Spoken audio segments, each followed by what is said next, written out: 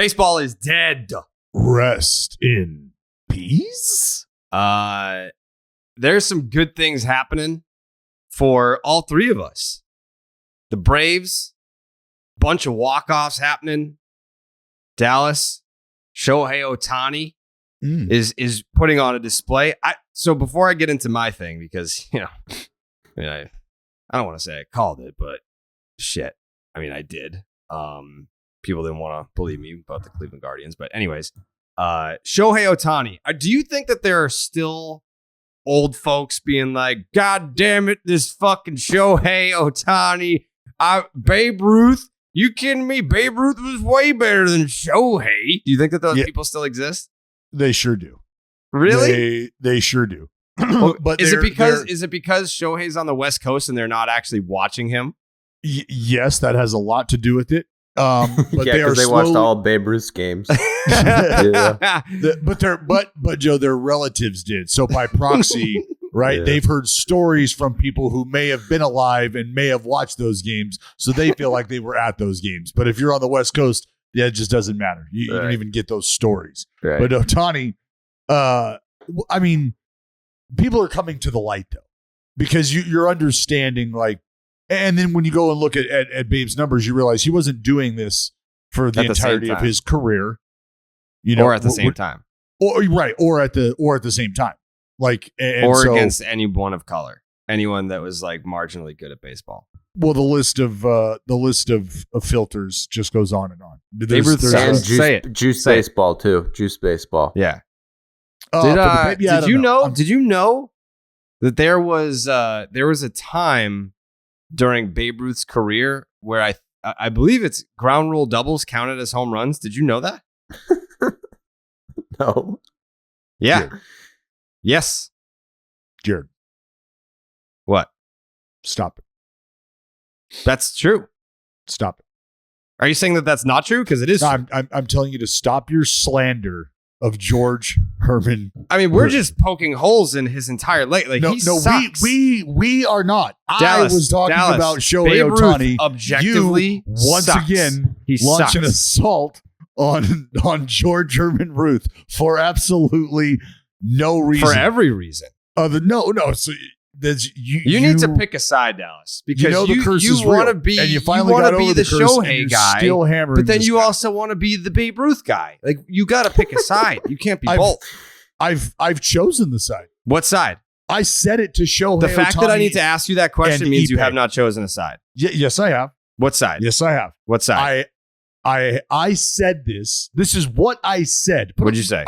You go back and listen to the podcast that we did right after the All-Star game, in which I met Ohtani and spoke to him. And I said to Ipe, his translator, I said, tell him that I used to put my children to bed with stories of George Herman Ruth. They will now be put to bed with stories of Shohei. So you think Babe Ruth sucks? That's not what kind of what you just said. You said that to Ipe. You were like, hey. No. Babe Ruth, I said, used to be good. I said I transitioned. And then you came along from, like, I realized how much Grimm of a fat fucking piece of shit that guy was. No. That's what you said. No. It's basically what you said. Huge soft spot in my left titty for the Babe, for George. Always. For what reason? Always. For saving the game of baseball. And for it wasn't in trouble. It was in trouble. And for being what every baseball player ever wanted to be after he came along. Like, I want to punch people out, and I just want to fucking hit massive bombs. Nah, I want to be fat and get drunk and fucking cheat on my wife. Love life. Who said that? Whoa, killer. Whoa. See, this is where we start getting down. That's what he did. Start heading down a dark road. Well, for no he did reason do whatsoever. That. Allegedly, he did that. There's not. No one's even having that conversation. He's an adulterer. Homicidal maniac who is a fat fuck and he wasn't good at baseball. He only made 2 All-Star teams. I am forwarding this clip to the George Herman Ruth estate. I can't handle this any longer. I just can't sit through this. Okay. Well, it is what it is, Dallas. You need to pick a side. And right now, It's really not clear what side you're on. Well, I think I just made it abundantly clear.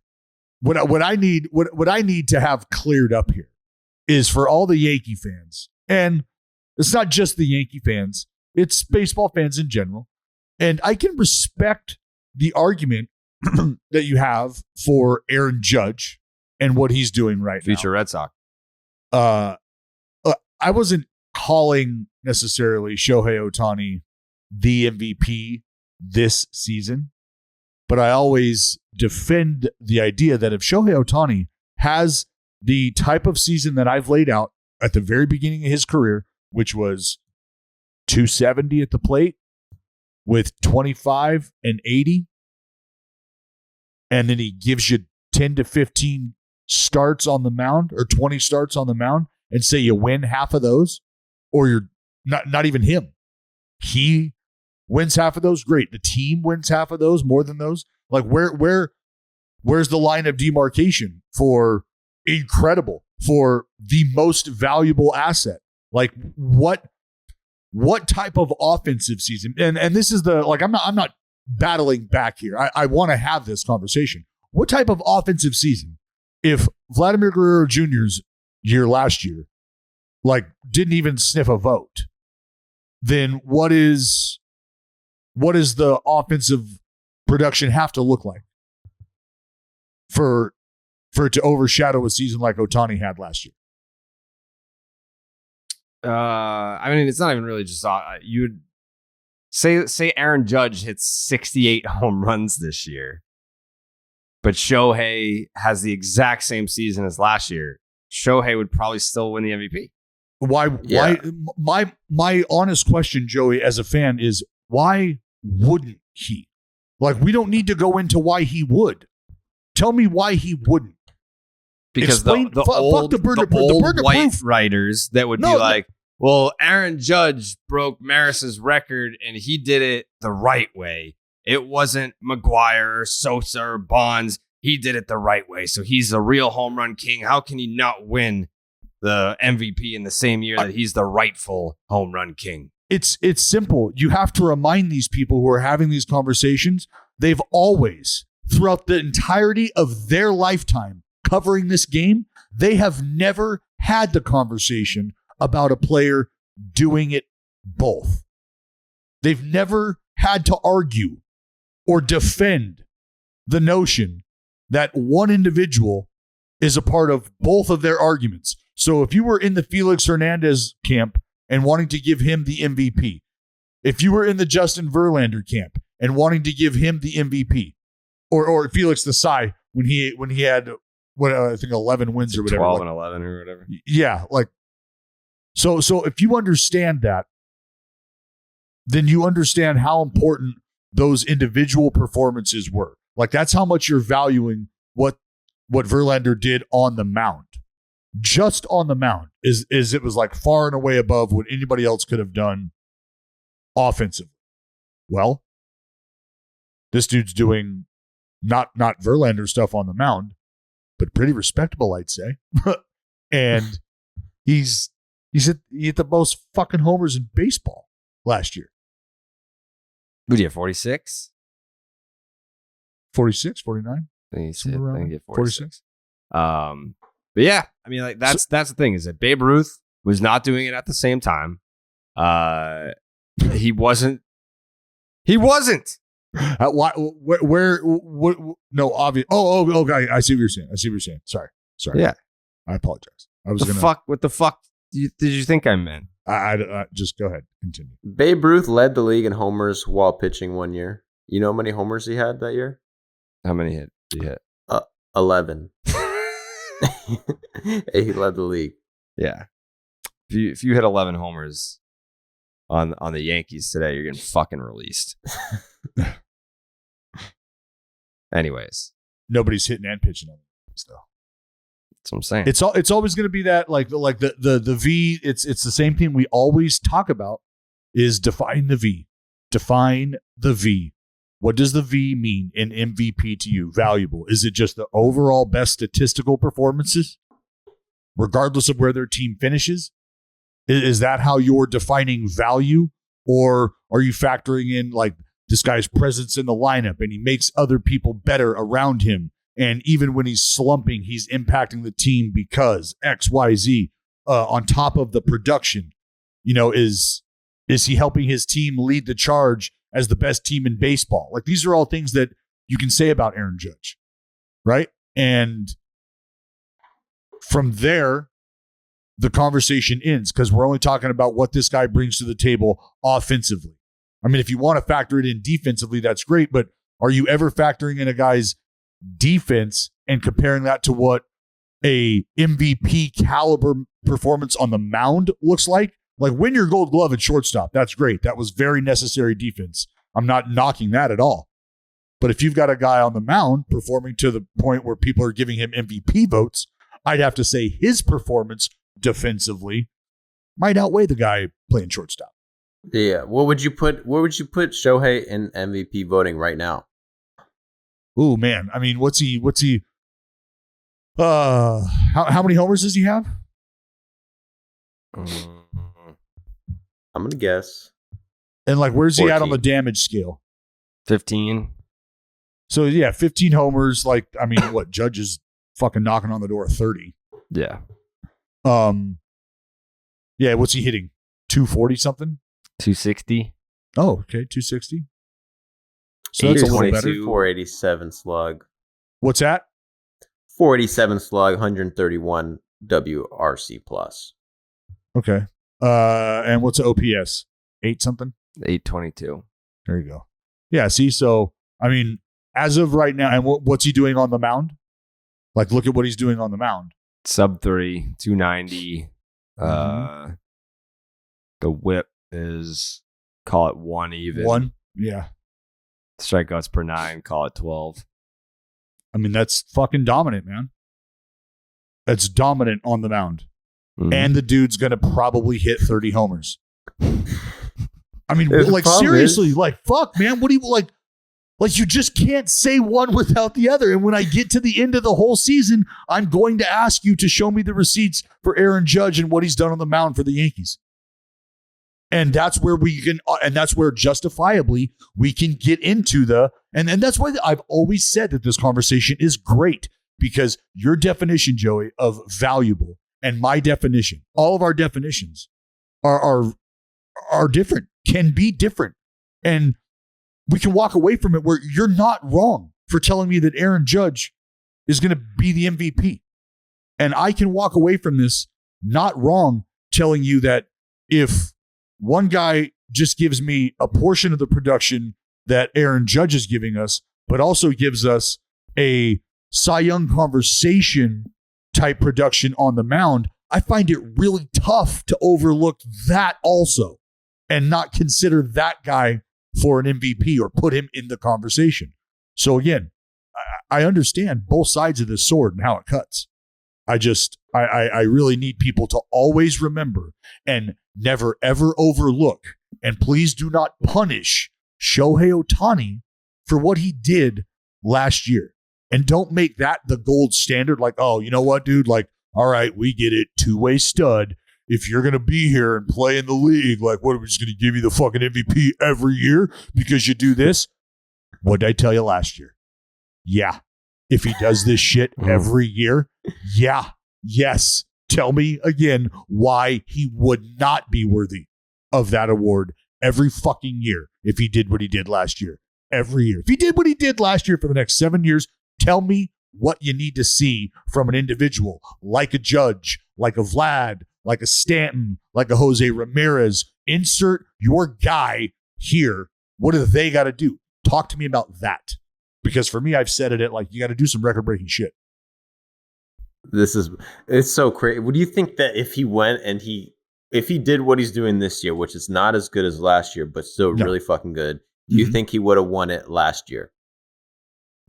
So for everybody that was making an argument for Vlad, everybody that was going to bat for Vlad, and I've long, like I said it last year, like I love that you're having those conversations. But at the end of it all, who voted for him? Nobody, right? Nobody. It was a unanimous MVP vote. It was nobody thought twice.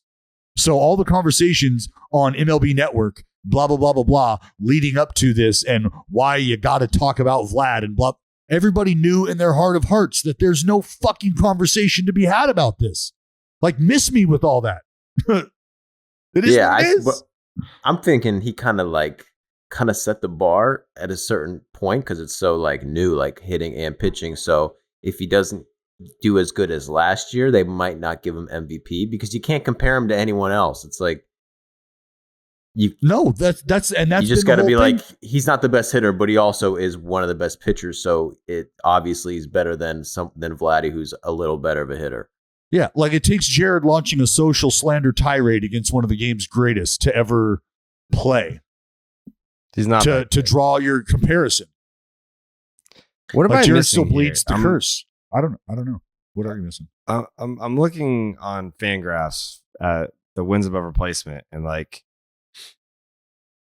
Shohei's offensive WAR is 1.3, and then I'm trying to find him amongst the pitchers, and he's nowhere to be found. He's probably not qualified. Yeah, he's qualified. He's got it. How many innings does he have?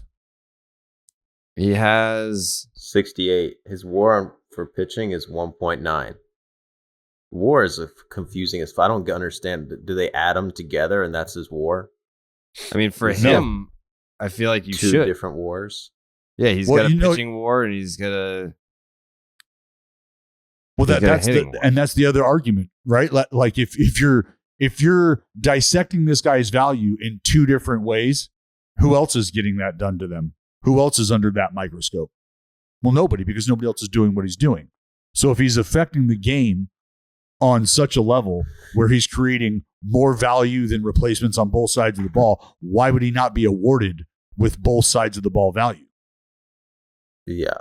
Dude, Foolish Baseball made a tweet yesterday, and he said that Shohei Ohtani in the last 2 games has 1 WAR in 2 games. I mean, the dude had 8 like, come on. The guy had 8 RBIs and 2 3-run fucking jacks the night before last. And what did he do the day after doing that? He got on the mound and punched out 13 big league hitters in 8 shutout innings. And instantly people go to, it's the Royals. It's like, okay, fair, fine. You don't like who it was against. You feel like they're not a great competitor for him. They're big leaguers. I'll just tell you that, and you have to play these games. So damn him for dominating. God damn him. It feels bad if you're an Angels pitcher and gave up fucking 12 runs to them the day before. Yeah, that hurts. Oh, just for like perspective here. Like if you add Shohei Ohtani's pitcher WAR and his hitter WAR, it's still 11th. It would be 11th in Major League Baseball if you stack them up against the position players like Machado, Devers, Judge, Jose Ramirez, Trout, Goldschmidt, Edman, Bogarts, Yordan, Mookie, and then Shohei when you combine his WAR from offensive position player and contributions. Pitcher. Yeah. Yeah. So what if you did that to his WAR last year? Where would he fall?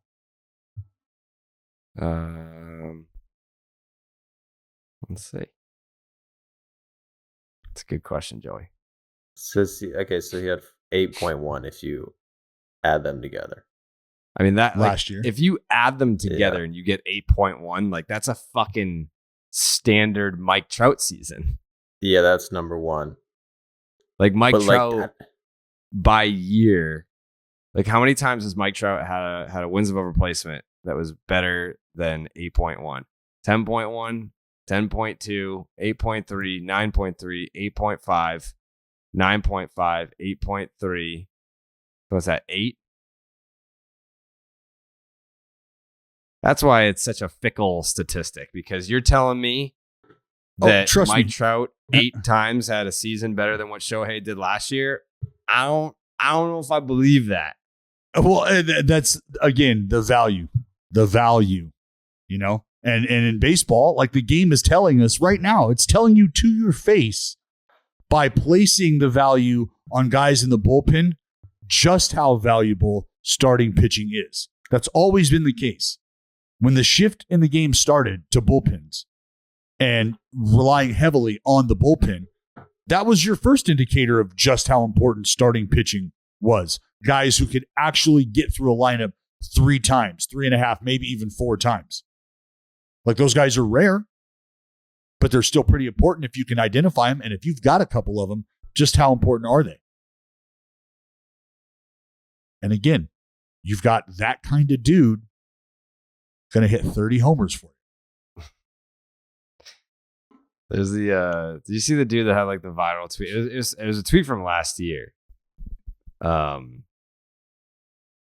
He had the tweet about, like, every time I see a tweet about Mike Trout and Shohei Ohtani, it's always like, you know, Mike Trout goes 4 for 5 with 4 home runs, and Shohei Ohtani performs an accomplishment that hasn't been done since 1920, and the Angels lose 8-3 to the Tigers. Yeah, yeah.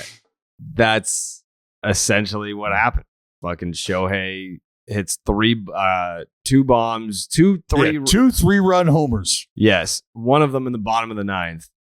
And did that tie it? Yeah. So yeah. He single-handedly carried the Angels' dead carcass to the finish line, and it still was not enough to get the victory. It's crazy. Yeah. It happens. Hang with I feel Shohei. like it's going to be, we're going to look back on Shohei's career and just be like, what the fuck? He played with Mike Trout? Like, what are you talking about? And they sucked. Like, he's going to go somewhere else and just be like a legend somewhere else. And you're not even going to like remember him and Mike Trout. I mean, like, it's going to be wild to think about. Like, that's a great point, Joey. Like, reflecting, like seriously. Like, think about how we've talked about Mike Trout since he showed up and has been doing Mike Trout shit. Right? Like, he's just been widely regarded. Like I said, the dude is already an active Hall of Famer. He's better than half the dead guys in there already, as it sits right now today. Like, that's who Mike Trout has been. Been that dude for a minute. Now Ohtani shows up. And I've given you the spiel on why he showed up, where he showed up, to be next to that dude, Mike Trout, and show you what he's all about. And they're not going to have a fucking thing to show for it other than individual hardware. Like, yeah, we are fucking awesome. And I mean, baseball fans, for the arguments that they're putting forth for Aaron Judge, because his team's going to the postseason. His team looks like an absolute juggernaut right now. And he is smack dab in the middle of it. And these two dudes, season ago. Like, it's tough to think that these two dudes are doing what they're doing. And like, you got 2 guys doing shit like that. And they just, for whatever reason, can't put it all together around them. I think that's more of an indictment on the sport than it is on the 2 players. Like, you can't just slap the 2 best players on a team and win a championship. That's not how baseball works. I'm going to need you. I'm going to need you to rephrase that, because an indictment on the game sounds terrible. That is the beauty of the game, Jared. That is the beauty of this. It's a reflection of the game. It shows how hard it is. It shows how hard it is to construct a championship roster that you can't take arguably the best player of all time and the best talent of all time and win a championship that way. It's reflective of society. To make baseball. the playoffs. Let's just start there. Make the fucking playoffs. Like, you got to play on a team with people you may or may not like, and you can be the best at whatever it is you're doing. But if not everybody around you is pulling their weight and you're not able to make it happen together, your individual performance doesn't mean dick. Just doesn't mean dick. Not to the end game. Yeah. I don't know. I just don't want it to be. Nobody does. Nobody does. Like, yes or no? What? Put a number on it. What percentage odds do you have on Shohei remaining with the Angels after this year? After this year? After this year. Isn't he up after this year? No, next year. No, I believe. next year. Next year? Okay. Yeah. All right. When he's eligible to become a free agent, the odds that he remains with the Angels.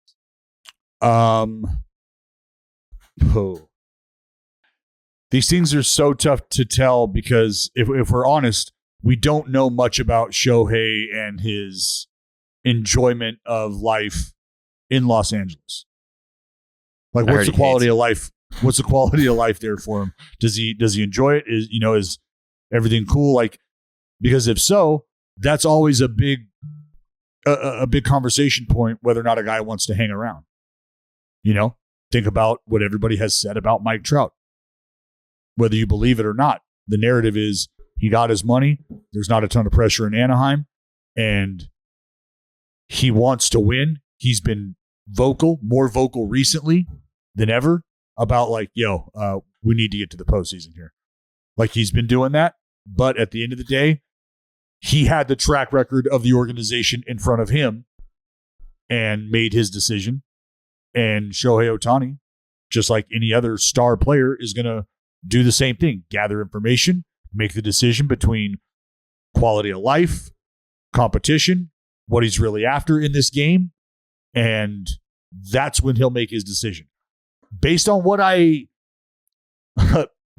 we read about this guy, for him to plan his future and plot the course the way he did at such a young age, and seemingly waking up every day looking to check each and every one of those boxes off, I find it difficult for him to just kind of marinate in a place where he doesn't feel like there's ever going to be quite enough done to make that push. But I'd like to think that he's the dude that would force the hand of a group that could finally say, you know what, fuck it. All right, here we go. We're loading up. We're going to make this window that we have with him the one where we do. We're taking 2 home in the next 6-7 years. It's got to happen. I'd love for that to be the case. Wouldn't that have happened by now? Like, wouldn't you have been able to identify that, and to that point too, that's why the conversation's been about the decisions they've made. The Rendon signing. But why aren't we signing other guys? Like, what the? But they're so stupid. They're like, all right, we have all this extra money. Let's dump $265 million on Anthony Rendon, dude. That's gonna put us over the top. Like, no. It's not like they're cheaping out. They're not. They just don't know what the fuck to do with their excess financial freedom. It's crazy. Yeah, it has been tough to. It's been. I mean, like I said, as somebody in the division, I'm not mad at it. Like, hey, if that's the route you want to go. But yeah, there's like a 10% chance he stays. Yeah, I don't have him. I don't even know. No, I don't have him. I don't have him staying. I mean, the fucking White Sox, they've produced one prospect who's been good from other than Mike Trout, who's like actually been. They have no pitchers. I mean, Detmer's. I know he just got optioned. Imagine fucking throwing a no-hitter and then getting sent down after. I think that there's obviously a lot of potential there. That's kind of just like some rookie growing pains with Detmer's, but we'll see what happens to his career. But yeah, it's frustrating. I feel like a lot that's when you know it's bad is when you have fans outside of your own fucking market. These people are fans of other teams and they're frustrated with you not getting to the playoffs. That's when you know it's a pretty big problem, because I feel like there are a lot of baseball fans that I'm in the division, Jared. Yeah, there are baseball fans out there. They're like, can we please just have one run of Mike Trout and Shohei Ohtani in the playoffs together? Well, that clock's ticking because Shohei to Denver is coming. And easy. When it comes, that goes out the window, the run that these two could have together. If you're in the Angels front office right now, I have to believe you're looking like you gotta straight up. The attendance is what it is every time this dude takes the mound. Every time, I mean, the place is a madhouse when Ohtani's on the bump. A madhouse. People are losing their fucking mind. I don't know. We'll see. We will see. I wonder what the odds are in the DraftKings Sportsbook for Shohei Ohtani to stay with the Angels after his free agency. I don't know. We'll find out, though. It's time to step up to the plate with DraftKings Sportsbook, an official sports betting partner of Major League Baseball. New customers can bet just $5 on any game and get $150 in free bets no matter what, win or lose. Looking to turn another small bet into a big payday this baseball season? With DraftKings same-game parlays, you can do just that. Create your own parlay by combining multiple bets like which team will win, total runs, extra innings, and more. And boom, you have a shot at an even bigger payout. Right now, if your same-game parlay does not hit, you can get a free bet back up to $10. DraftKings is safe, secure, and reliable. Best of all, you can deposit and withdraw your cash whenever you want. Download the DraftKings Sportsbook app now. Use the promo code Jared. New customers can make any $5 MLB bet and get $150 in free bets no matter what. That is promo code Jared, only at DraftKings Sportsbook, an official sports betting partner of Major League Baseball. Minimum age and eligibility restrictions apply. See the show notes for details. MLB trademarks used with permission. I'd love to be able to talk about my Cleveland Guardians. Your Cleveland Guardians, huh? Mm-hmm. They're on a roll. They are on a roll. They're more than on a roll. This is who they are. Oh. They are this damn good. Okay. Yeah. Okay. The whole thing about the Cleveland Guardians and people not wanting to put respect on their name, I mean, I think that has to resonate with them in the clubhouse a little bit. Sure, they got the ass a little bit. They've got an MVP candidate. They have a Cy Young candidate. And they've won 17 of their last 21 games. You can't fluke that. 17 of 21, and they now sit one game ahead of the Minnesota Twins. And I'm going to mention it again. The fucking run differential. The Minnesota Twins are a plus 23. Like, it would be different. I would feel much different if the Cleveland Guardians went on this run of 17 out of 21 and they passed the Minnesota Twins by a game, and the Guardians had a run differential of plus 23 and the Twins were a plus 55. It's like, all right, yeah, maybe this isn't sustainable.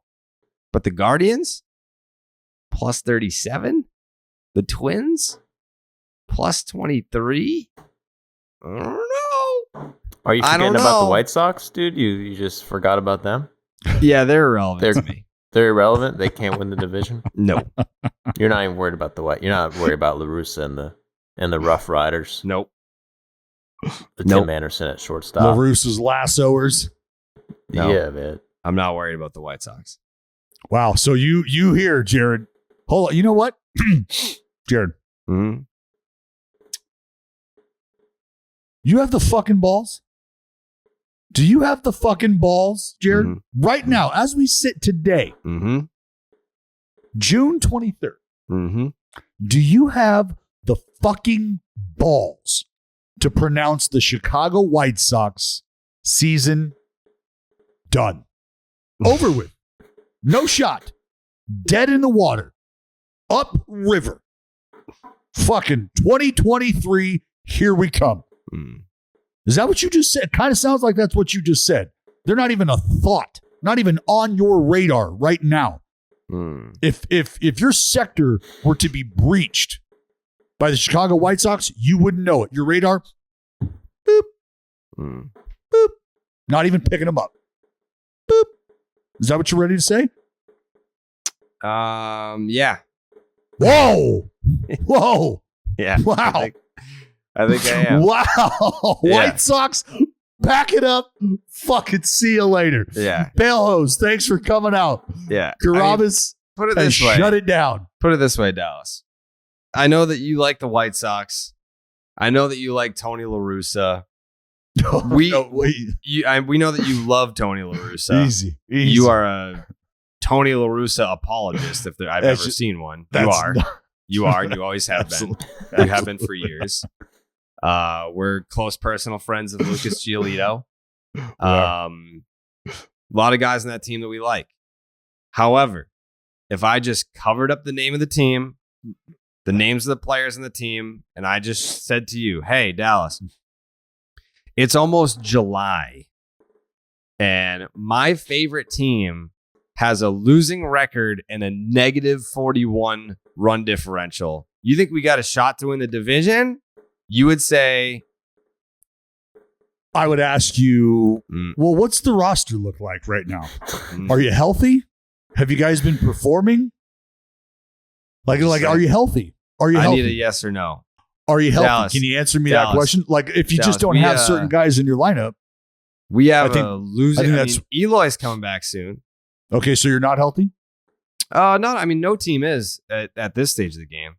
Well, no, but if you're telling me that you're getting ready to shut a team season off, you're unplugging a team, I need to know some things about I'm not Jared. Canceling the White Sox season. I'm you already did, buddy. No, you already did. You just rewind this thing. You just rewind this thing about 36 seconds, and you shit all over the White Sox. You told them to pack shit up. You canceled their season. It's over. I'm just saying, if I were to ask you a yes or no question. No, I'm not answering that. It's almost July. My team has a losing record and a negative 40-something run differential. Do we have a chance to win the division, do you think? You would say, no. No, I can't logically answer that with just a yes or just a no. You know that. Context matters. Absolutely. Where is everyone else in the division? How big's the lead? Stuff matters. We've got a really good feel for that, right? What's the lead in the division? They're what, 4, 5 out? 4.5, something like that. But okay, I think so they're 4.5 out. There's 2 teams ahead of you. So that's fine. You're 4.5 out of a wild card spot. You're 4.5 out of a division lead. Mm-hmm. Like, so let's talk about the roster from there. What do things look like? Right? Tim Anderson. He's coming back. He's already back, baby. He's back. Eloy is Eloy's he already hurt. started rehabbing. He's rehabbing in AAA right now. Yoel Moncada's hurt. Mm-hmm. Yasmani Grandala's hurt. Yeah. If I'm not mistaken. What makes you think that all these guys can stay healthy to help you? It sounds like they're a bunch of and here's injury look, that's just the offensive side of things. The run differential, Jared, that you've latched onto. That's the teat of run differential that you choose to suckle on right now. You have to address the areola, the things that surround that. Okay, and that would be run prevention. Well, you got a few guys that are really good at preventing runs that are also not available to you. Aaron Bummer, down. The crotch rocket, Garrett Crochet, down. Yeah. Liam Hendricks, just pissed off that he wakes up in the morning, down. Kyle Frick, sounds down. to me like you think they have no fucking chance. I at least give them a shot. Yeah, is that what that is? Yeah. Because after I just run through their IL report, I start to see a little twinkle in your eye, Jared. Like, you know what? Hey, maybe, who knows? Southsiders. It feels like, you know what?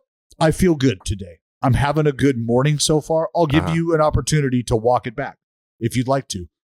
If you'd like to say that, you know what?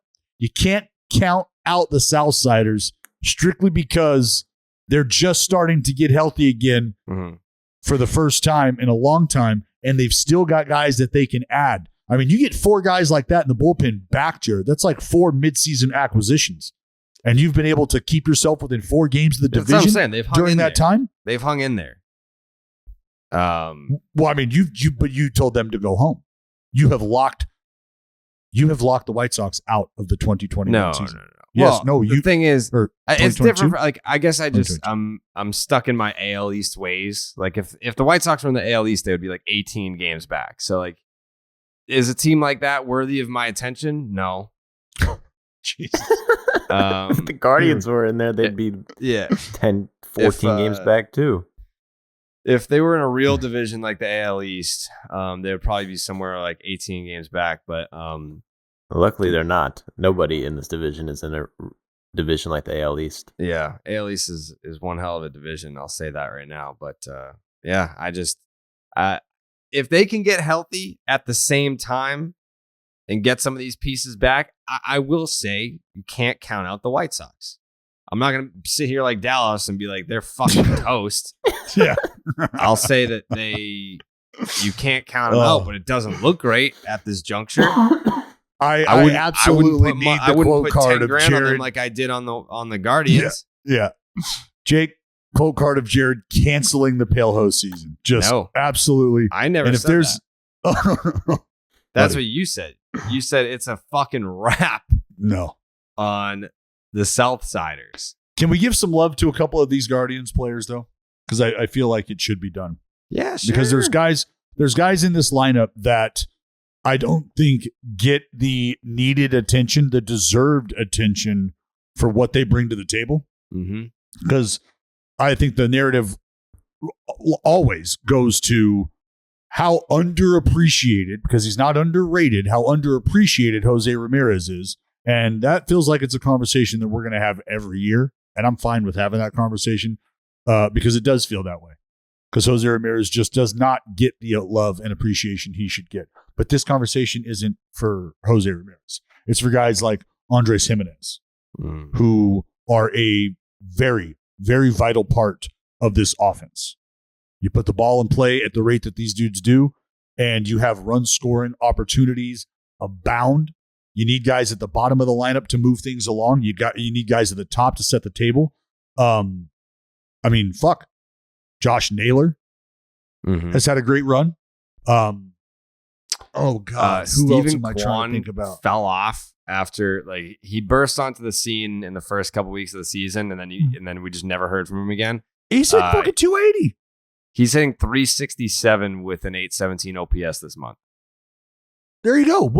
Overall, you said he fell off. He's still. I would venture to guess he's still probably hitting. Yeah, that first week or whatever it was, when everyone was like, "Oh my God, Stephen Kwan," and then he got real cold. But I guarantee the dude still has more walks and punch-outs, though. Guaranteed. Look it up. Make me right. Stephen Kwan has 22 walks, 15 strikeouts. Whoa. Yeah. Same thing. 365 on base for the year. For sure. And what's he hitting? Like I said, he's still hitting fucking 284. There you go. Look at Jose Ramirez's numbers. I guarantee that dude has more walks than punch-outs. A lot more. 34 walks, 20 strikeouts. There you go. 20 strikeouts? 20. Jesus. 20. Giancarlo Stanton had that by the fucking second week of the season. Yeah. And look, and Franmil, MIA. Right? Hurt. Well, he's coming back, right? This weekend? Right. So you get this dude back and you plug him. That's a straight up. That's a huge power threat to put in front of some guys who just don't swing and miss. They're going to be on base. They're going to be putting the ball in play. And now you got fucking Franmil, that mountain of a human, to deal with. Sure, I get it. He's some swing and miss there. There's quite a bit of swing and miss there. Understood. But Franmil's a guy who could benefit. I don't think it's egregious swing and miss, though. It's not like Joey Gallo swing and miss. No. Nobody's like Joey Gallo swing and miss. Right. It's not on that end of the spectrum. That's like saying, oh, he's not a bad guy. He's not like a Babe Ruth, kill his wife. It's like who you comparing Joseph. Him to. It's true. Well, I'm just saying what Jared told me. If I'm wrong and he didn't do it, that's Jared's fault. No, he did do it. He did do it. Both he got of you, away with it. Both of you fucking knock it off. He got away with it for years. Got away with nothing. He did nothing. But the Cleveland Guardians. And we did give some love to Mick Winsey and those boys the other day, didn't we? Pretty sure we did. Yeah, Cleveland Guardians. That's who the White Sox are contending with. Them and the Minnesota Twins. Are you guys ready to join me? Are you guys ready to be on the right side of history? Are you guys going to just stand there looking like a bunch of dildos? What are you talking about? I will stand here. You don't have the I'm off the Guardians. You don't have the Guardians winning this division. I just don't have the balls to do it. I just don't have the balls. They're too small. They're too small. Yeah. Wow. Joe. Dallas, you don't believe in the Guardians season is over. I'm saying. I mean, we're not even at the halfway the first point. place Guardians are done. See, to cancel the MLB.TV. We're not even at the halfway point. The Twins missed Correa for a while. Like, come on.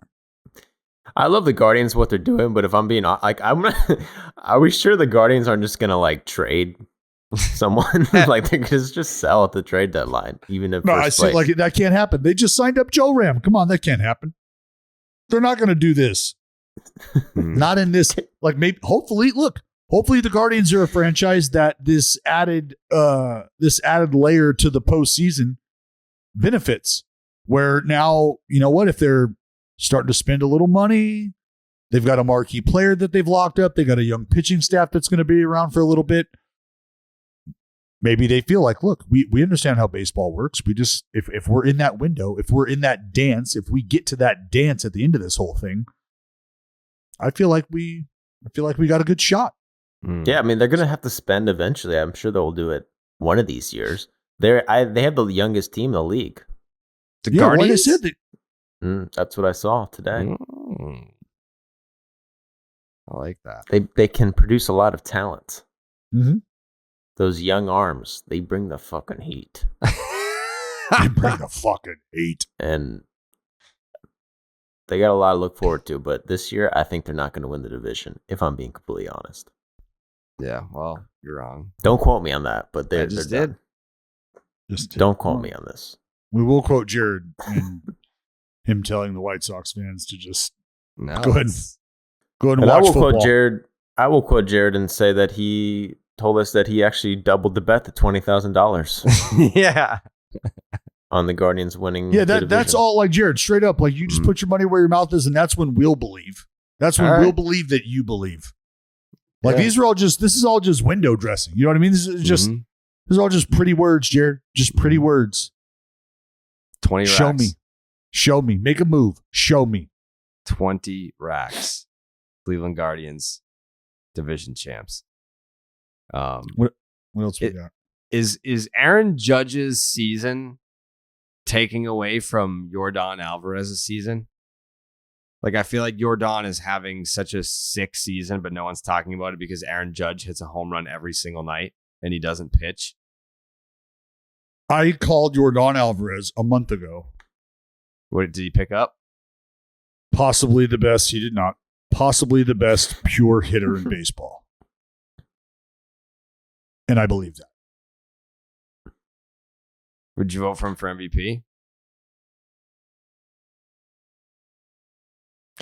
Probably not right now. Why not?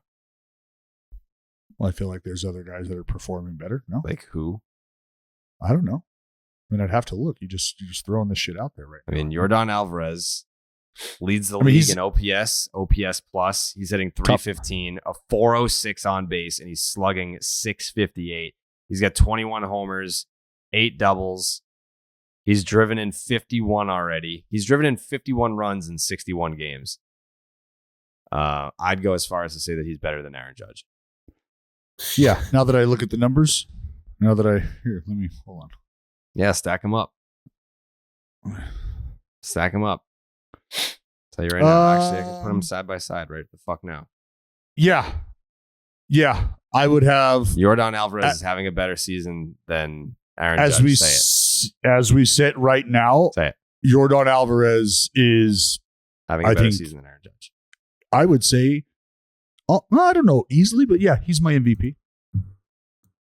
Wow. What a quick turnaround that was. Did you not look at Paul Blackburn's ERA? You know what? Because woo. All right, this is the side by side. Aaron Judge has played in 6 more games, just for context purposes. Yordan Álvarez hitting 315, which means he could have hit 6 more home runs. Yeah, Yordan Álvarez hitting 315. Judge is hitting 302. Álvarez 406 on base. Judge 379. The slug basically a wash. 658 for Álvarez, 663 for Judge. The OPS 1064 for Álvarez, 1042 for Judge.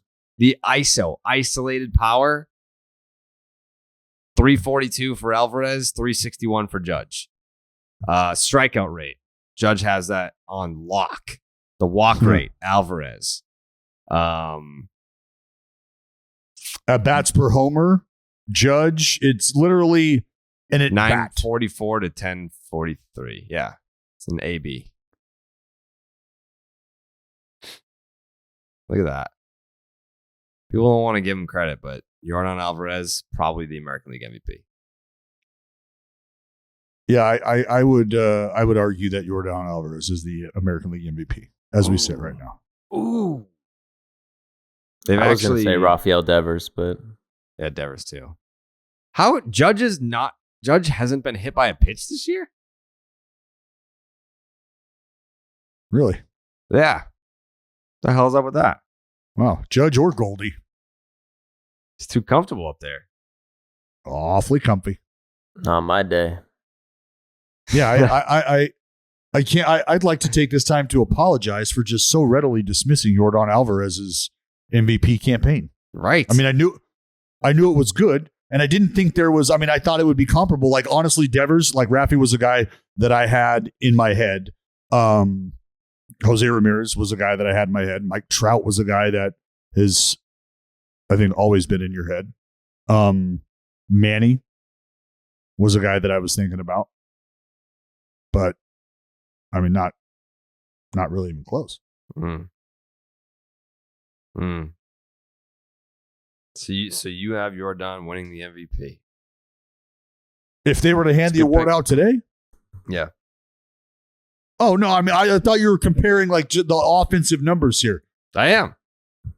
I'm just saying, like, if the season you can't forget about you would vote for Yordan Álvarez. No, you can't forget about the dude in Anaheim. Oh yeah, he's not even close to these guys. You got to remember that guy. Nobody he does things that these guys don't do though. That's fine, but they're just better. Oh, at one of the things, they're having a better season right now. Sure. At one of the things. But I could almost guarantee you, Jared, I could comfortably guarantee you that if we were to ask any one of these individuals to pick up half the slack that Ohtani has on his back, I don't know that their offense would look the way it does. And I could almost guarantee you, Jared, I could comfortably guarantee you that their production on the mound wouldn't look anything like Ohtani's. So that's something else people don't ever really factor in is, wow, cool. Oh, he does them both, blah, blah, blah. Well, do you understand what that takes to do physically?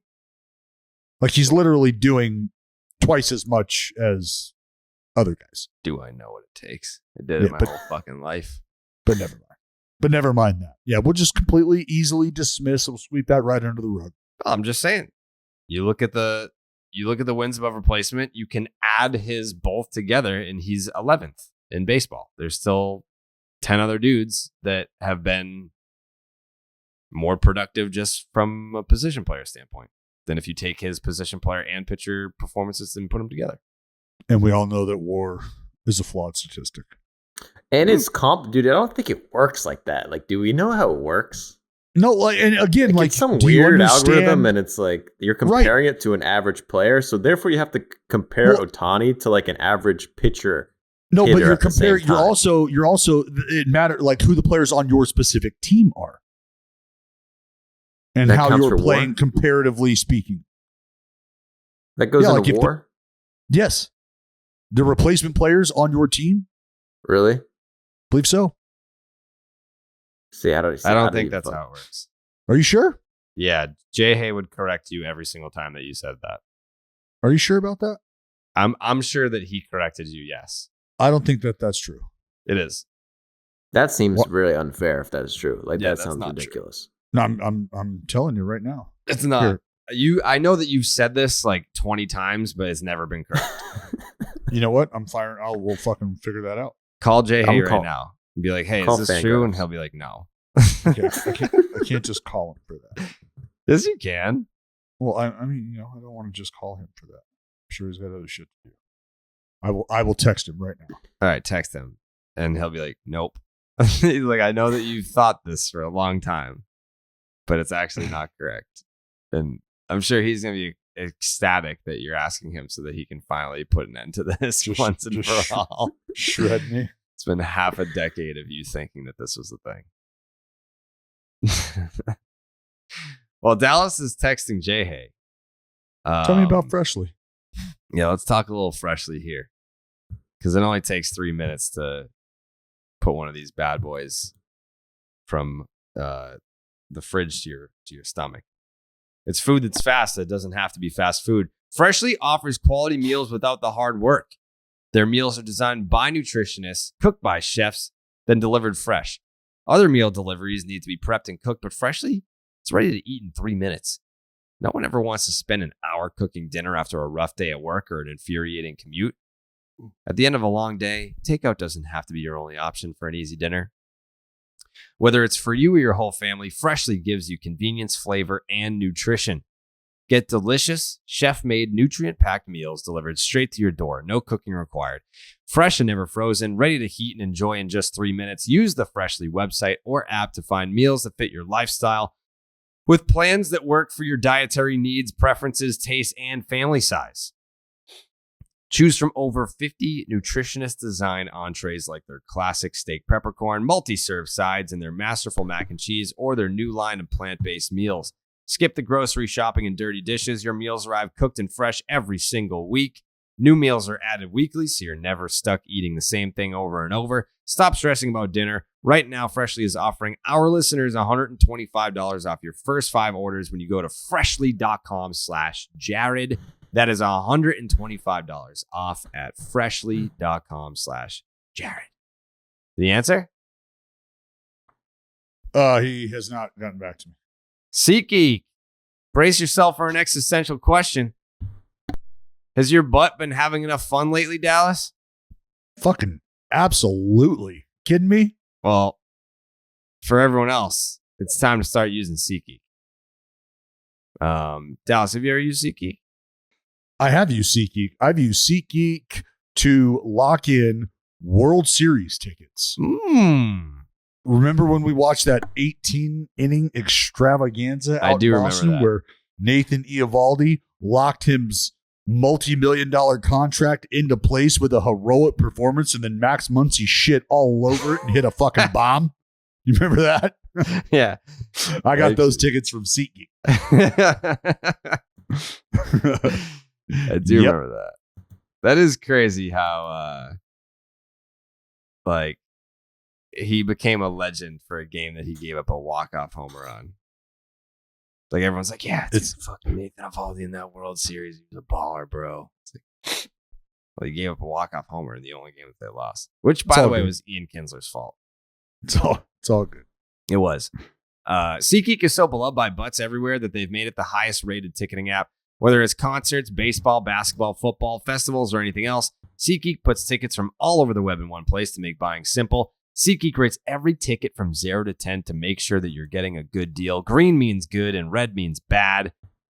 You, listening right now, you can get $20 off your first purchase with the promo code Jared, Jared, at SeatGeek.com or on the SeatGeek app. That is promo code Jared for $20 off your first SeatGeek order. SeatGeek, get your seat in a seat and download the app today. All right. The answer? Yep. What do you say?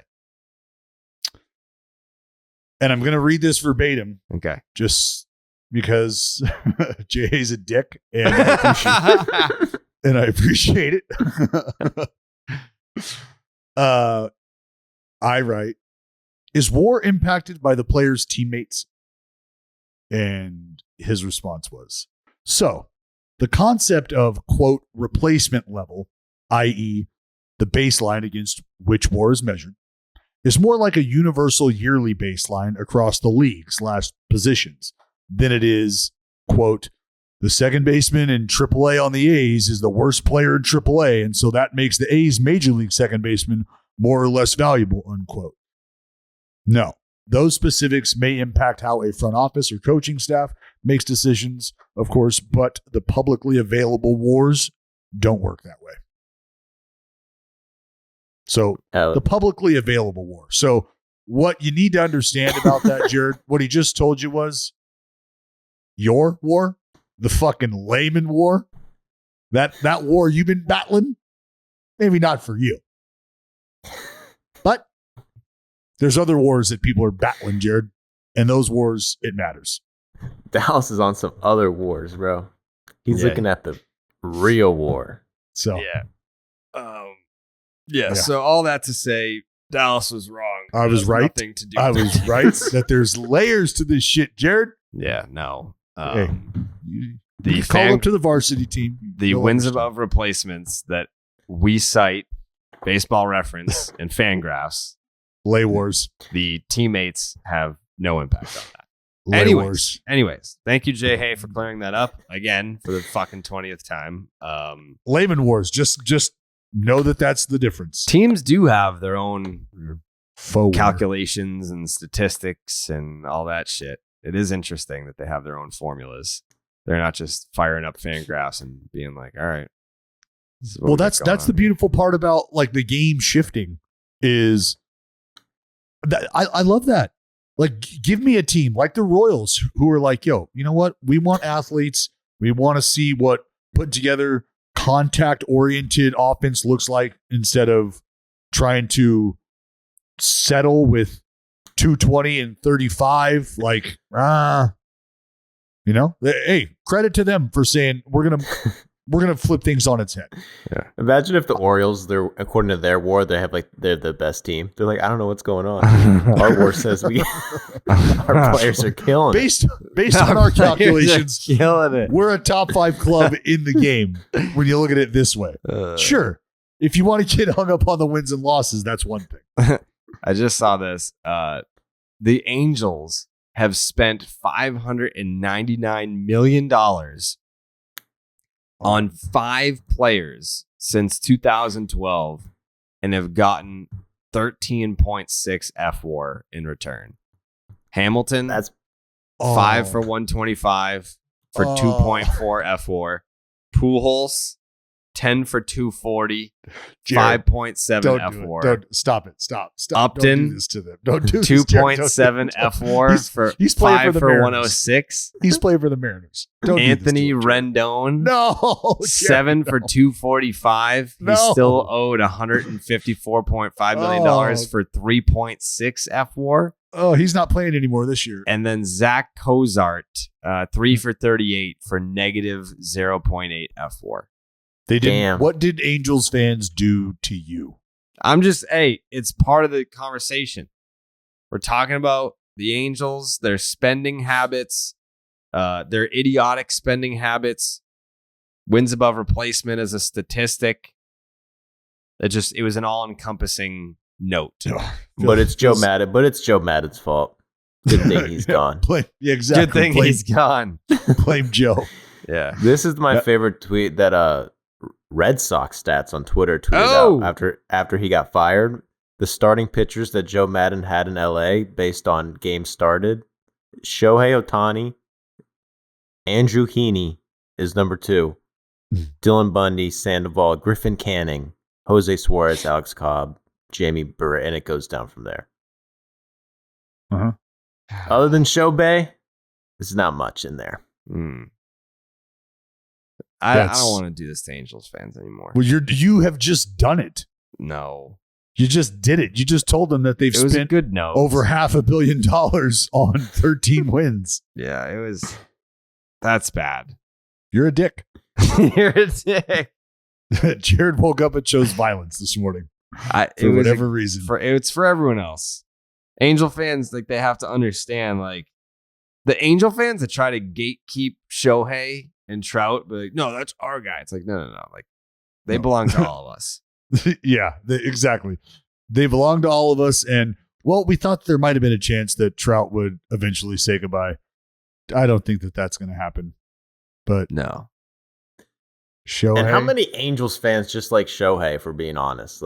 That's a huge part of their fan base. Yes. Shohei fans? Yeah, I remember when we put up that graphic of fucking Joe Madden with the mohawk. Shout out to whoever made that. It was sick. It was like 40 replies from just people in Japanese. I'm telling you right now, you remove Shohei Ohtani from the Angels, and their attendance drops 15%. They have like Shohei bobble night, Shohei t-shirt night, Shohei pillow night. It's like once a week. Shohei Ohtani is the only player in MLB history to drive in 8+ runs and yet have his team never hold the lead in a game since RBI became a stat in 1920.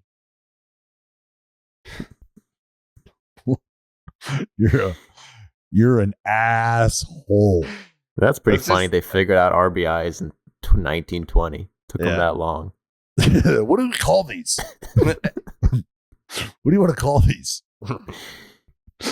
See, I just, God, there has to be can somebody please, we need to do like a comedy sketch about the inception of baseball. Has there been that? Someone said that there's been a comedy sketch about that? I don't know. Like the beginning of baseball, but like, like naming shit. We'll call this the rubber. Why? Well, it's rubber. It's rubber. Okay. Next. Okay, that plays. But like, just I love it. The outfielders. Why are we calling them the outfielders? Because they're out in the field as opposed to in this little field. And now we're going to call these guys the infielders because they're in this little field. But what, why? The catcher explained that one makes a lot of sense. Yeah, got it. What's he do? Okay. We're going to call him the catcher then. And how about that guy hurling what do we get? Oh, fuck. You know what? Let's go there. Let's start there. Hurler. All right. This is easy. I feel like we got this. Yeah. Mm-hmm. Yeah. I'm interested. That's all. What else we got?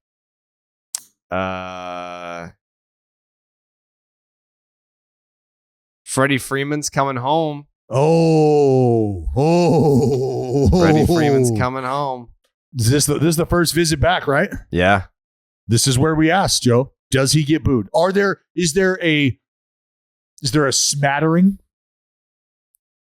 Is there a light shower? Or is it completely drowned out by adulation? It will be a lot of adulation. I will say there'll be many claps for Freddie, but he definitely is. I mean, Jock Peterson got booed. Even Jock Peterson got booed. It was kind of like a little bit of a troll. It was a huge standing ovation. Jock, yeah. And then he dug in there, and then you heard some boos. Oh, well, that's the fun, lighthearted. See, like I appreciate that. Like, that's great. That is great. If that, I didn't see that moment happen, but that's exactly how I would process that. Is they gave him love before the game, right? I'm sure he was talking to fans, loving them and everything. Ovation, it's all great. And then he digs in the box, and it's fuck you. Yeah, and it wasn't a violent but it was like all right, to hell with you. You're on the other team now. It wasn't a violent, but if it happens to Freddie, it might feel a little violent. So I want people, see, you got your pulse on the fan base, Joe. And I want people, especially out here on the West Coast, to understand that just because Freddie Freeman had that good guy vibe doesn't necessarily mean fans are okay with how things played out, because for every fan that feels like Freddie was justified in doing what he did, asking for what he asked for, making the decision he made, there's fans who believe that things could have went the other way. Yeah, I think if we're really not there's no reason Freddie shouldn't get booed. He should be getting a clap, and he deserves a nice little not a little, but a huge all the love, dude. Come on. Yeah, they should throw a parade, and they're gonna do a ring ceremony. I'm sure it's gonna be beautiful. Charlie's gonna be out there and Chelsea, and it's gonna be great. And there's gonna be hugs.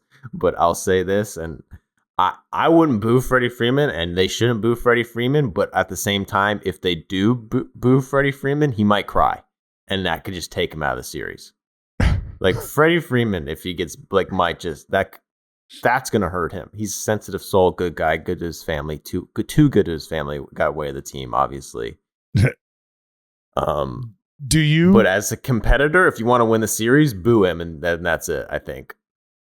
So do you have Freddie getting emotional, like visibly and noticeably emotional? Yeah, Freddie's crying already. If the boos start to rain down. Yeah, Freddie's do you already. have him like acknowledging it? Like,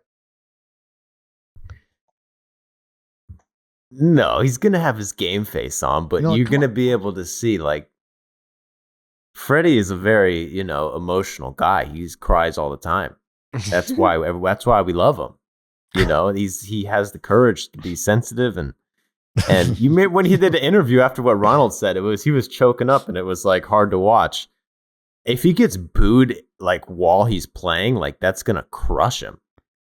And I don't want to see that. It sounds like you do. It sounds like you're kind of like itching for Freddie Freeman to just get fucking rattled in his return to Atlanta, and you're going to be here for every minute. I feel like you got a video locked and loaded, ready to break down the emotional roller coaster that is Freddie Freeman coming home. Are you going to be there? Well, no, but I'm not. I won't be there. I'm a man of multitude styles. You know this about me. I have my analytical mind. I have my competitive mind, and I have my personal side where, I love Freddie Freeman. He did a lot. He's a great player and everything. But the same, like if you're looking at it for competitive advantage, this is a dogfight. This is a business. You got to boo him because you got to crush him, man. You got to crush him when this is our house, dude. Are you prepared to send out a hate tweet towards Freddie before game one? Like because he may see it, he may not, but he definitely won't see it if you don't send it. So if you're really about that life, is this a moment in time where you kind of got to roll up the sleeves and maybe do things you wouldn't otherwise like to do? Well, that might be a burner situation if we're going that route. If we're going to do that in an effective way, we're going to have to make a few accounts. We're going to have to get everybody together and organize a real organized hate campaign. And like I said, it's nothing personal. Freddie doesn't deserve that campaign. Yeah. No, I would like to think that what Freddie Freeman has done for the Atlanta Braves over the course of his career there is enough for people to want to stand and name their children Frederick. Yeah, there's no way he should get booed. There's no way he should get booed, and I wouldn't boo him. But you're going to boo him. Maybe I'm wrong. Yes, I'm sending hate mail. I'm organizing. Like, hit me up on Twitter if you want to get. We're gonna get signs going, and we're gonna get projectiles aimed at the field. We're not gonna hit them, but close enough because he'll get that standing ovation in the first at bat, and then every at bat after that they're gonna boo him, and he gets that. I think that's not hurtful. I don't think they're gonna. He'll probably get a little like. I didn't think he was going to get booed, but then I saw Jock get booed, and it was kind of like a little, like kind of like a. Freddie is not immune to that shit. He's getting booed. He's going to hear a little boos. Yes, but it's going to be a lot more claps. The first at bat is going to be 95% standing ovation. Yeah, but then it's like one of those things. It's like once people stop clapping, there's that like 5% of the crowd who's like. Maybe drunk, maybe not as compassionate. Mm-hmm. You're just going to let them rip. Mm-hmm. And that shit's contagious. Once someone starts booing, you know what I'm saying? Like, then you want to start booing. Like, you know what I'm saying? Booing is, it's a fun time. There's going to be some. Mm-hmm. And I'm not saying it's right, but it might be smart. If to hurt his feelings. It might be smart to hurt his feelings. I mean, that's it. You're not wrong. Like, people want to discount the impact that fans can have on a game. Did anyone ever consider that you could just fucking hurt the player's feelings? And then that's beneficial for your team. It's home field advantage for a reason, baby. Oh. Exactly. I feel like there's certain players where you boo and that fires them up, and Freddie's a fucking beast. Like, I don't think maybe I'm wrong in that you boo him and he'll just go off, but it's just, I know that would really hurt his feelings. And his family's feelings too. Oh yeah, they're going to be, it will hurt my feelings too. I don't want to see him get booed, but I mean, how many times I had to say it? I don't think they should. Why be why aren't you going? Because I don't live in Atlanta, and I'm going to be out of town this weekend On business. I'm going to the lakes. I'm going to the lakes with my bae. Oh damn! So we're going to the lake. So we're not going to see Freddie in person.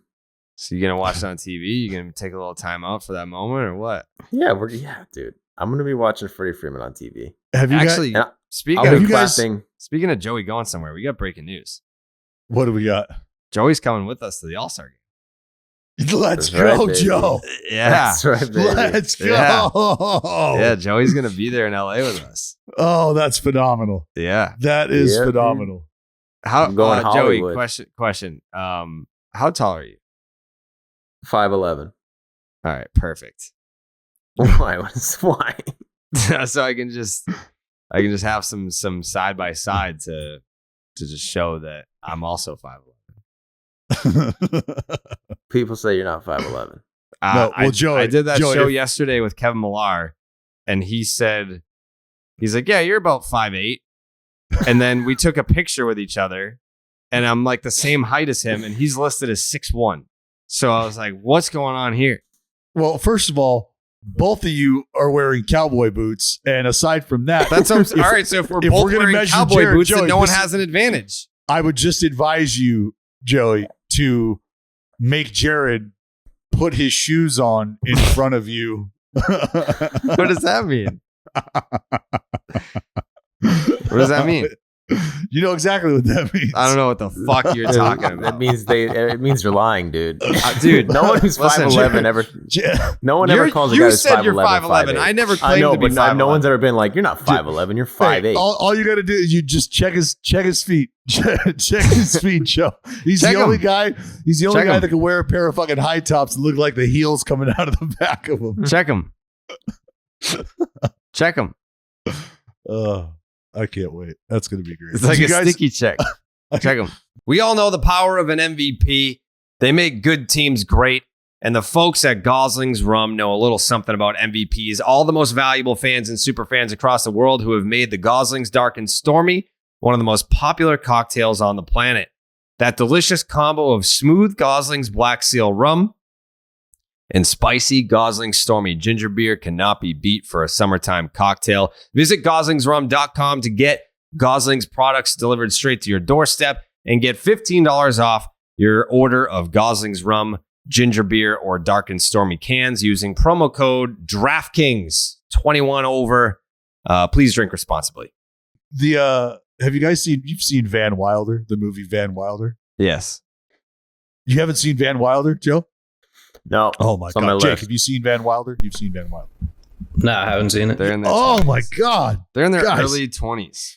But do you remember the scene in the movie where he's coming into to the locker room during the basketball game at halftime, and the coach, the basketball coach, is deaf, and he said, and there's a part he's just talking about all the boos, right? Because you guys are talking about Boo and Freddie, and he was like, for the first time in my life, I'm glad I'm deaf, so I can't hear the boos. But the way you kept saying booze sounded like the coach. It was fucking hilarious to me. That's why I was dying laughing. I just had to let you guys know that. That'll be there. Oh man, yeah, Van Wilder, get it in you. Get it in you. That's exciting news. Joey is coming to. That's very exciting. He'll be first time going to the All-Star game as a fan for me, so it's gonna be interesting. Well, you're not going as a fan. You're going as a member of the media, bro. Oh, as a media member, usually. Mm-hmm. Ooh, yeah. son. I've appeared in All-Star games as a player, but not as a fan. Right. As a media personality. So this is your first. I've All-Star appeared game. in All-Star. Have you been to LA before? Yeah. The I've fuck had are you a doing dog, out dog. there? Fucking YouTuber. I got come on. I got family out there. My Where you dad's got from family? LA. Oh, They live in Anaheim. Now Yeah, they roots. live in Newport Beach, Riverside. Joe's posting the Palisades. Oh, dude, I'm SoCal. I got SoCal in my blood, bro. I'm surfers. I got fucking look at it. I got shades. I'm bringing my shades. Like, Oh God, dude, that just put a bow on it right there. yeah, I'll fit in. Damn, What damn, bro. else we got? Is that it? Is that all we got? That's pretty much it, right? Yeah. Shohei I did Ohtani wanna... is the 5th player since 1901 to drive in 8 runs and lose. Since 1901. Did you guys read the article I sent you about the baseballs? I did. No, because you sent it 30 seconds before we started the show. I read it. Did you? Oh, yeah. Yeah, we I just got out of the shower. Only took about 2 minutes. I just got out of the shower. They're rubbing up the balls more. They're putting that illegal mud, dude, stolen from public land. Can I just look? We all have different fingerprints, right? We all have different fingerprints. Things feel differently to each one of us. What might feel like it's slippery to me could not feel slippery to Joey. Might feel extremely slippery to Jared. You just don't know. So the idea of thinking you're going to create a baseline, base level amount of tack or grip or whatever, I appreciate the effort and the sentiment, but I believe that instead of applying tack or mud or trying to figure that out, what you do is you approve a substance that is readily available so that should you desire grip, you can go and get it. Should you not want grip, you don't have to touch a fucking thing. You can just grab the ball and throw it or rub it up, lick your hand, whatever you got to do. But instead of trying to figure out a universal substance and trying to go through this process on how we're going to store the ball, like we're here because we have butchered and completely mishandled the production and the implementation and the change of the most important instrument in our fucking game. That's why we're here. And it doesn't have to be this way. If people would just listen. But instead, we're trying to, for me, it's another, like, put my mark on this game, implement shit like this. Like, if you just listen, which is what they said they did, right? That's why they're going through these protocol changes on how the ball is rubbed up. I do think we should, and as I pull the article up, note the things that are going to change.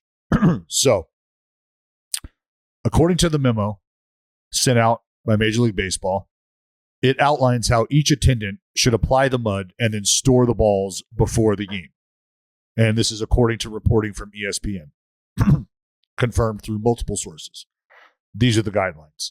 All game balls must be stored in humidors for a minimum of 14 days before being taken through the muddying process. Muddying must be done on game day. So you got to store these balls in the humidor for 2 weeks before you even put mud on them. And then from there, when you put mud on them, that's got to happen on game day. Attendants must muddy the ball in a process outlined by a video that should take 30 seconds per ball. There should be an exact standard ratio of water to mud used for the muddying process. Human error, enter here. Exact ratio? Got it. It's because we're all going to do that the same way every day, every time. Nothing to see here. No variance whatsoever. Got it. Okay. All baseballs to be used in a specific game must be mudded within 3 hours of all other baseballs being used in that game. If you've ever been around a clubhouse and the baseball operations and the goings on of that day, good luck. Once the mudding process is completed, all balls should be placed back in the Rawlings boxes with dividers, and the boxes then placed in the humidor. When taken out of the humidor for that day's game, only 8 dozen balls at a time should be placed in a ball bag. Additionally, the inside of the ball bags will be required to be cleaned thoroughly by wiping with a damp cloth and then with a dry cloth to make sure there is no excess residue, dust, or moisture.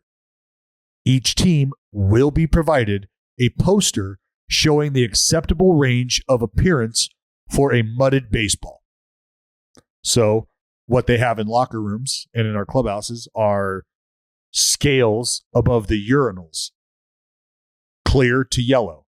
If your piss looks like this is how hydrated you are, or this is how close to dehydrated you are based on what your piss looks like. And it's just right there. Oh, yeah, it's right there above every urinal for sure.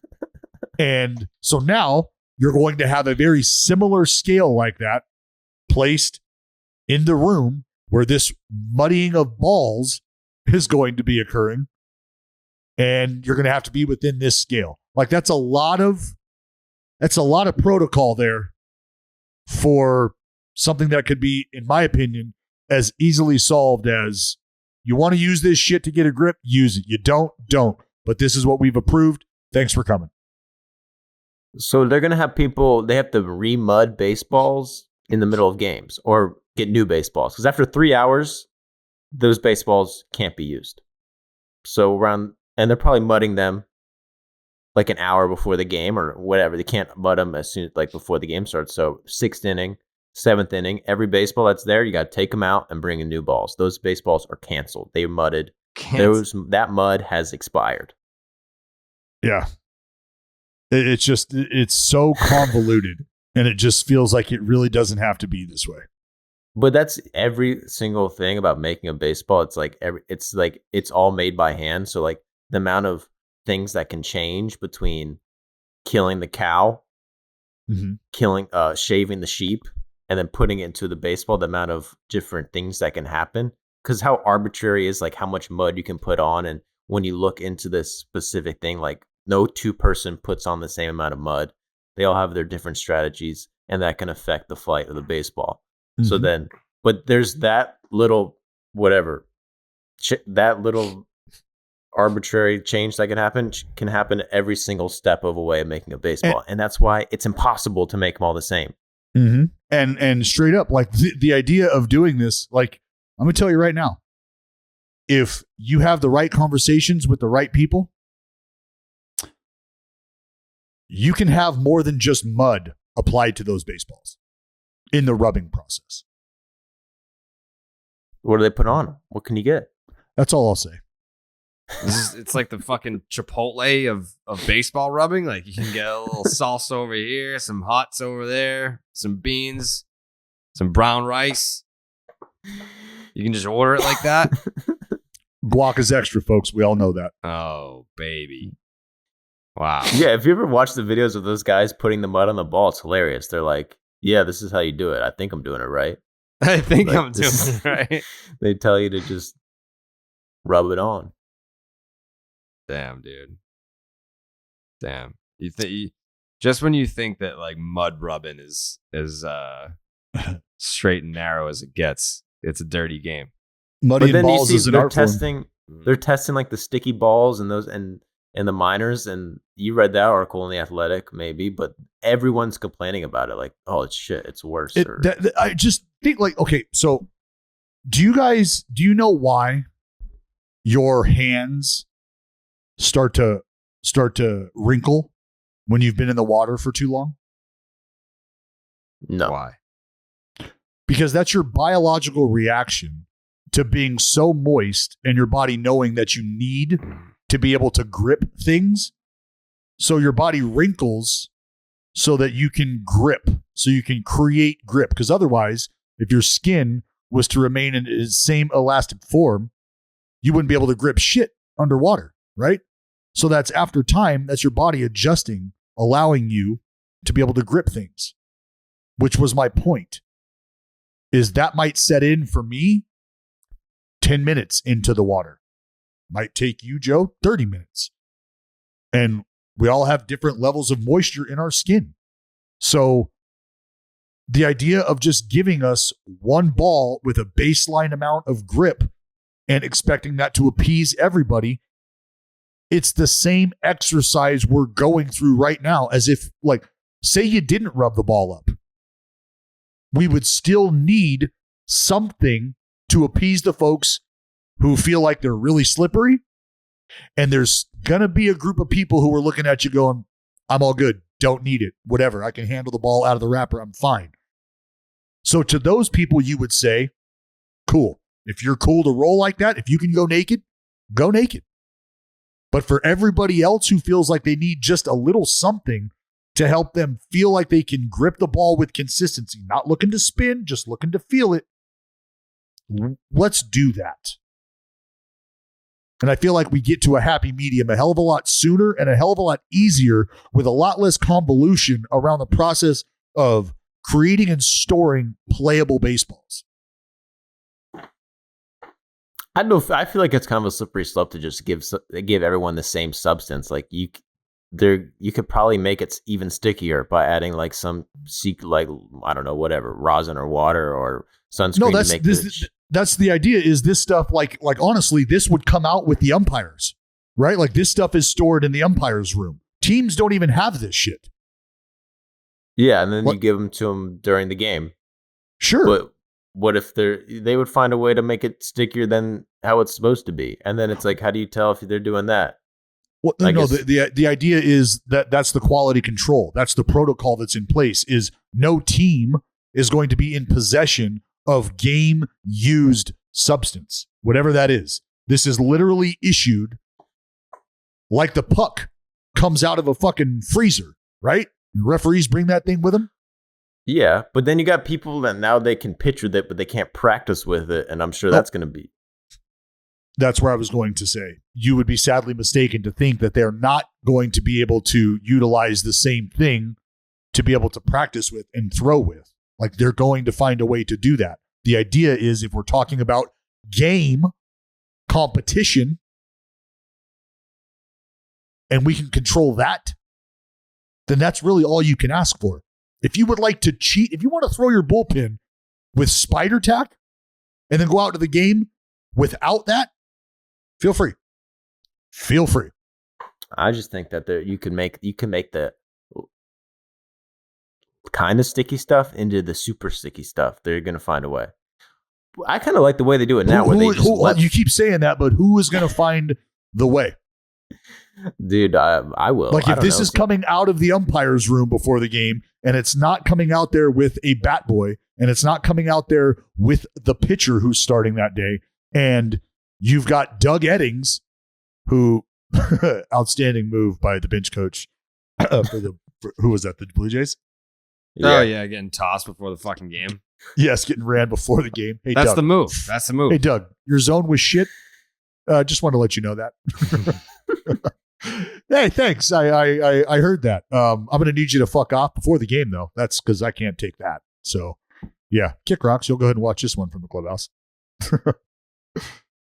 But it's coming out with those guys from, like I said, from their room. Okay, but you can still bring out your own shit and sneak it in, like no, you can't. No, you can't. Why not? They're just doing it today. No. Everyone does it now. Everyone's doing it again. They're just not doing spider tack, and it's obvious. But I feel like it's fine that way. No one really cares as long as they're not fucking spinning at fucking 5,000 RPM. Yeah, we just can't have a 4,200 RPM slider. We can't do that. Yeah, no. All right, that's all I got. The balls are okay. The sticky stuff. Just wanted to talk muddy baseballs. Thanks. Thank you for that, Dallas. Cool. Do you think baseball is a baseball problem, Dallas? Baseball has a baseball problem, for sure. Fuck. All right. What's the next baseball doesn't exist video? Do we know?